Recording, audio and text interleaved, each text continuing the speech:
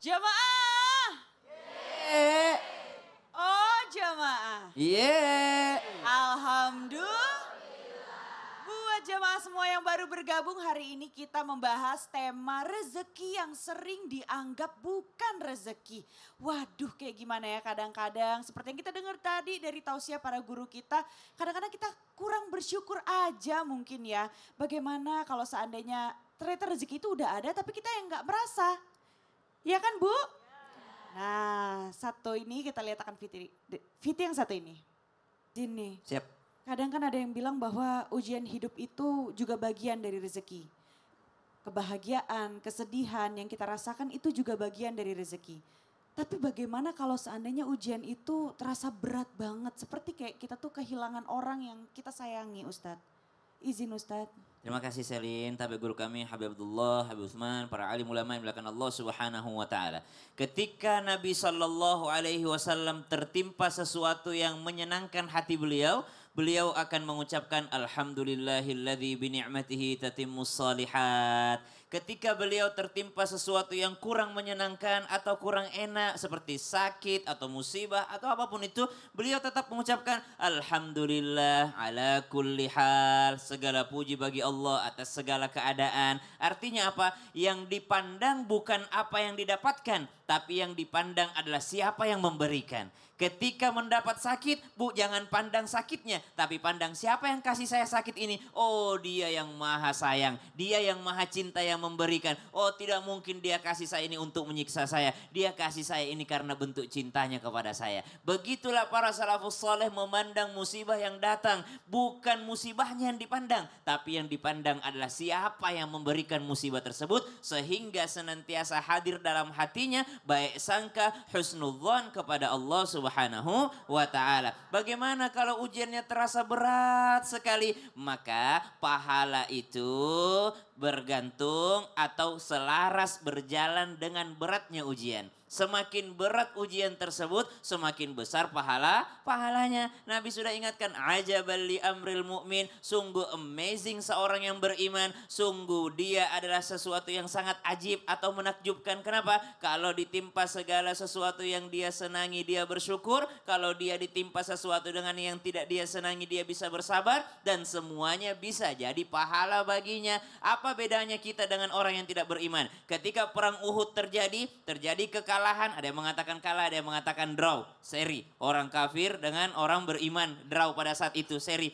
Tapi banyak sekali sahabat Nabi yang wafat syahid pada saat itu. Termasuk diantaranya kesayangan Nabi SAW, Sayyidina Hamzah radhiyallahu anhu warda. Beliau wafat, lalu orang muslim pada saat itu sudah mulai merasa lemah, sudah mulai merasa sedih. Lalu datang ayat, ba'da qul a'udzubillahi minasyaitonir rajim.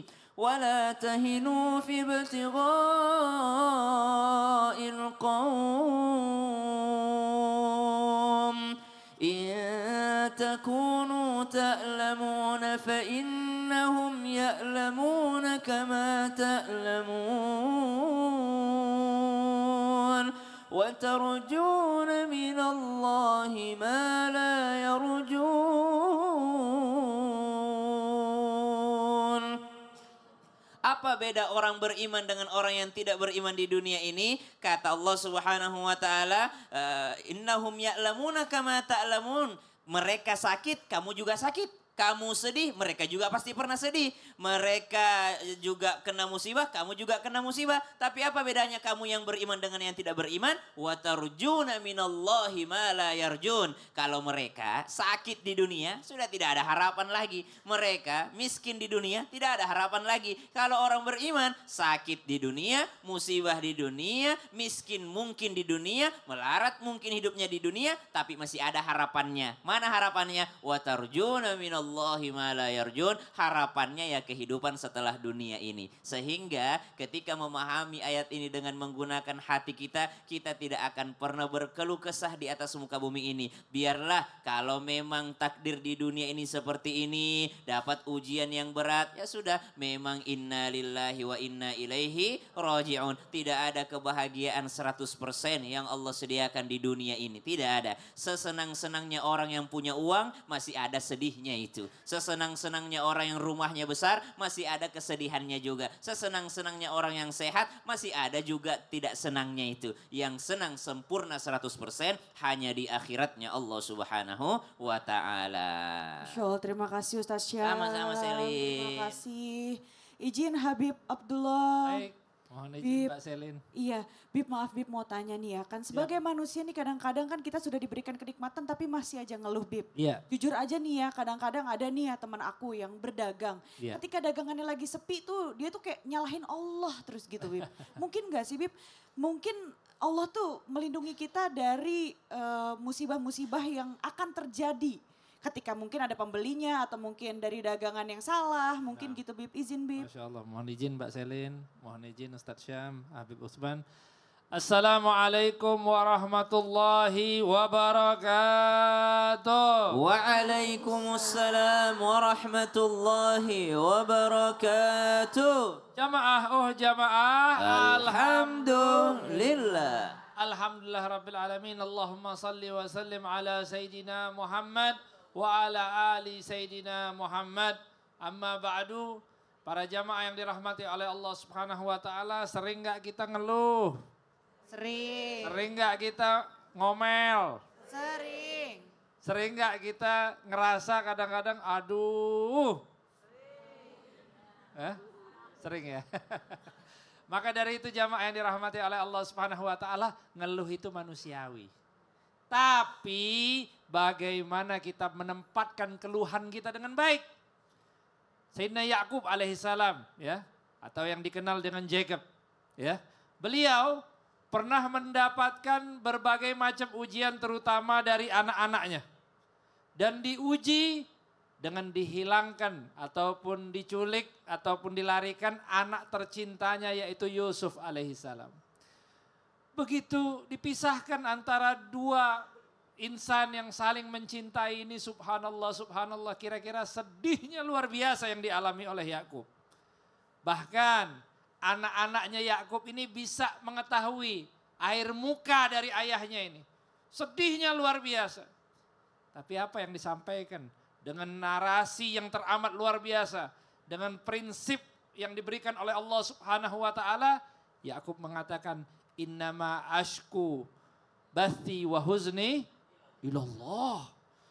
Kalian gak lihat, kalian melihat aku sebagai orang susah, tapi keluhanku sebenarnya aku serahkan kepada Allah Subhanahu wa Ta'ala. Sedihku ini ku sampaikan kepada Allah Subhanahu wa Ta'ala. Nah kadang-kadang, mohon maaf ibu-ibu, bapak-bapak yang menonton ya, kita nih kadang-kadang sering bocor. Bener gak kira-kira? Ya, begitu ngeluh, akhirnya keluhan-keluhan kita jadi yang namanya gosip.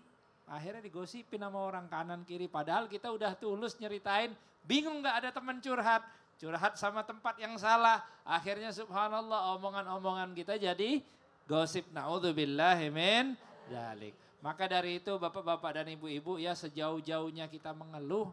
Keluhan nomor satu ya, segala masalah daya dan upaya kita harapkan hanya dari Allah. Karena Allah lah yang akan menyelesaikan semuanya. Urusan yang tadi ditanyakan sama Mbak Selin kita tadi ya, mungkin dagangan ya. Karena dagangan yang buat laku sejatinya adalah Allah. Kita cuma ikhtiar aja, kita cuma masarkan saja ya. Tapi transaksi yang terjadi semuanya atas izin dan kehendaknya Allah semuanya itu. Dan juga bapak-bapak dan ibu-ibu yang dirahmati oleh Allah, sedikit kita merenungi apa yang disampaikan oleh Sayyidina Abu Bakar As-Siddiq. Barang siapa yang sering mengeluh maka telah menjauhkan kebahagiaan dari dirinya. Ya, orang kalau sering ngeluh biasanya kelihatan sukses apa kelihatan susah? Susah, kebanyakan orang susah ya. Kalau ada teman kita sering ngeluh ketahuan nih. Oh dia nih paling susah nih. Kenapa? Karena kerjaannya ngeluh mulu sama kita ya. Ataupun ngeluh di sekitar lingkungannya. Tapi coba kalau dia rubah, keluhan dia nomor satu hanya kepada Allah. Insya Allah kesuksesan demi kesuksesan akan menghampiri dirinya insya Allah. Masya Allah Bib, jadi kalau curhat tuh kita tuh harus mengurangi ya curhat untuk menceritakan. Misalnya ini lagi mau cerita keluh kesah tuh ke temen tuh harus dikurangin Bib. Ya, bukan dikurangi, Tapi tidaknya kita menentukan porsi yang pas. Porsinya kepada Allah Subhanahu wa taala misalnya 100 ya, kepada teman mungkin yang seperlunya saja. Oh, jadi ya kita nggak usah terlalu mengumbar-ngumbar apa yang terjadi di dalam diri kita ya. Betul. Karena nggak tahu nanti kita ceritanya bagaimana, nyampainya bagaimana ya Bib ya, Masya Allah. Ataupun diceritain lagi nanti. Iya benar ya Bib ya, Masya Allah, terima kasih Bib. Jazakallah. Masya Allah, tepuk tangan dulu dong semuanya biar lebih semangat lagi. Dan pastinya masih banyak kan yang mau curhat ya. Masih banyak yang mau curhat. Masih banyak yang, siapa yang mau curhat? Ibu siapa yang mau curhat Bu? Tunjuk tangan ya. Ibu siapa? Oh iya langsung aja Ibu turun. Ibu langsung maju Bu ke tengah. Maaf sini dibantu. Iya, silahkan Ibu ke tengah. Ibu langsung diperkenalkan namanya siapa, Ibu dari mana. Lihat deh. Ya. Ya. Assalamualaikum warahmatullahi wabarakatuh.